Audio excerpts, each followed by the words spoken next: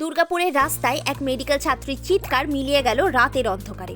7ই October দুর্গাপুরে এক তরুণী ডাক্তারি ছাত্রীকে নৃশংসভাবে গণধর্ষণ করা হয়। রাতের নির্জনতায় বন্ধুর ছদ্মবেশে থাকা নরপিশাচেরা তার ভবিষ্যৎ ছিঁড়ে ফেলল। ফরেনসিক রিপোর্ট বলছে শারীরিক নির্যাতনের চিহ্ন স্পষ্ট। তদন্তে উঠে এসেছে পরিকল্পিত ফাঁদ এবং মাদক প্রভাবে অসহায় করে তোলা হয়েছিল মেয়েটিকে। পুলিশ ইতিমধ্যেই 5 জনকে গ্রেফতার করেছে, কিন্তু প্রশ্ন থেকে যাচ্ছে, এই সমাজে মেয়েরা কি সুরক্ষিত? এসব ঘটনার আরেকটি দিক হলো রাজনৈতিক রণক্ষেত্র। একদিকে মুখ্যমন্ত্রীর দুঃখ প্রকাশ, অন্যদিকে বিরোধীদের তীব্র প্রতিবাদ। লকেট চট্টোপাধ্যায়কে দুর্গাপুরে ঢুকতে বাধা দেওয়া আর কাকলি ঘোষ দস্তিদারের মন্তব্যে সোশ্যাল মিডিয়ায় ক্ষোভ ছড়িয়ে পড়া।